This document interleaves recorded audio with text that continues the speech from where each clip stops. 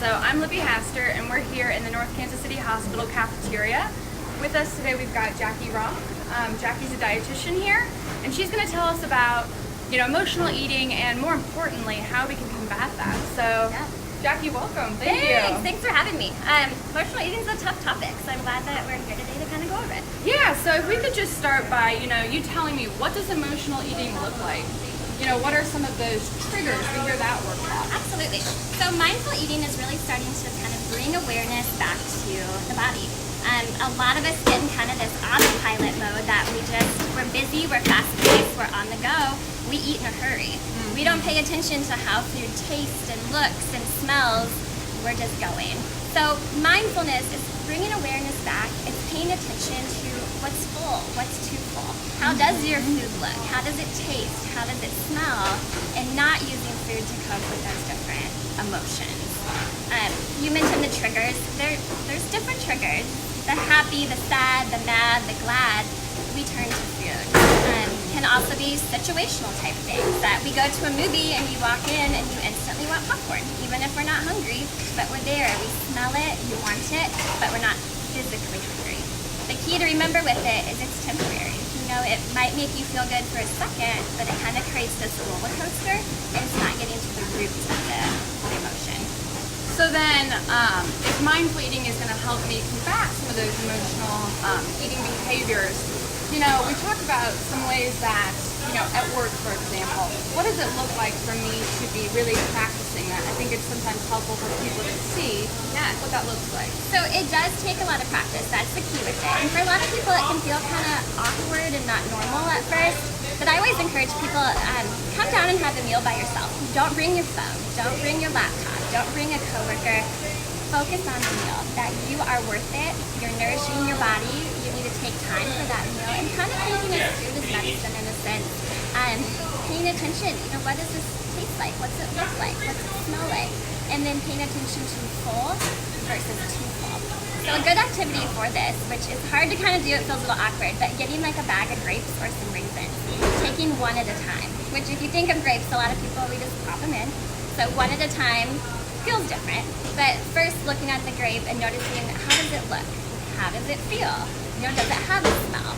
Putting one in your mouth at a second for a time, and not instantly biting down, but noticing the texture in your mouth, noticing how it feels, and then biting down on it and noticing how that all changes. And really taking one at a time brings that mindfulness back to it and really increases your awareness. Okay, so it sounds like, unlike a lot of diet trends or guidelines that we all kind of subject to, this is more about self-care and enjoying mealtime. I think that's a big thing to emphasize because it's not usually what we're hearing.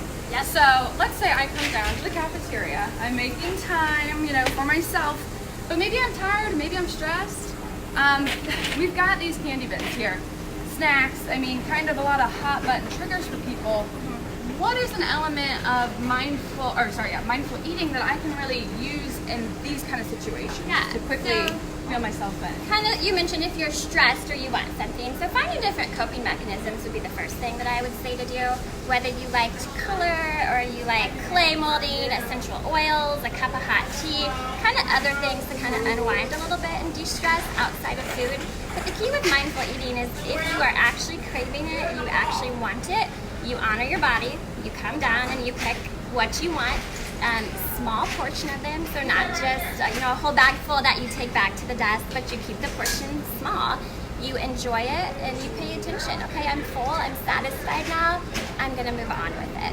But the key part I would say is you walk down and you're intentional of it. You don't have a pull-out drawer of snacks of, I'm really stressed or I'm on this long phone call. We start mindlessly grazing on it. You're intentional, you're aware of it, come down, go back, and move on.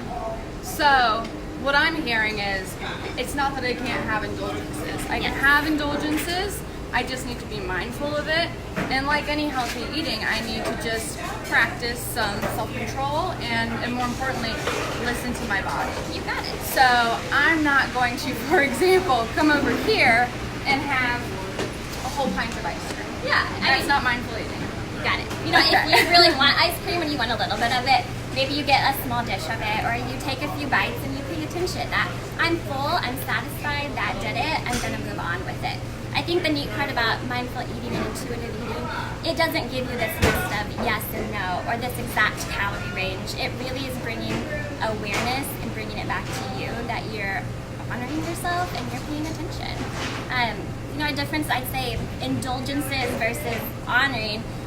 When we have things here and there and incorporate them, you don't so much feel like you need to indulge. So I think more of an indulgence of like, oh, I've had a bad day, I'm gonna eat a pan of brownies. Okay. Versus, I'm really craving a couple chocolate covered almonds, I have a few, and move on. So having them here and there, not necessarily indulging in a large portion. So that label is all about the thinking. It's not, oh, this is an indulgence. It's like, this is a craving, and I'm going to listen and maybe have a little taste. Yeah, I think it's important. It's okay to have. I think sometimes when you create that list of no, I shouldn't have this, it can create a vicious cycle. So anytime you have it, it's like, oh, I messed up, I failed again, I shouldn't have done that, and it can just kind of snowball effect. So no good, no bad. Listen to your body and be aware. So before we wrap up, any other tips for when I'm getting started? You did say this is a practice. So what's a good tip just for getting started? One of the biggest things I tell people, get some children's utensils. So go to the dollar store, if you have kiddos at home, borrow theirs. It forces you to kind of take a smaller bite and forces you to slow down. So it's one of the biggest things that can give yourself time for your stomach and your mind to kind of get on the same page and start getting an awareness of, hey, I am full. So using that, I think pre-portioning things out. So putting things in little containers or Ziploc bags, so it's not, I'm just eating out of the box, I'm not paying attention. And then finding new hobbies. So whether it be you like music, you like to color, clay mold, essential oils, things that when you do get stressed, you get frustrated, you have anxiety, you have some different outlets besides food. Great. Well, I think you've given us a lot to think about. Jackie is a great resource. If you're ever here at the hospital, she does do outpatient nutrition counseling. Yeah. So come visit us, and most importantly, enjoy your food, be mindful, and I think that's it. Thank you. Got it. Thanks.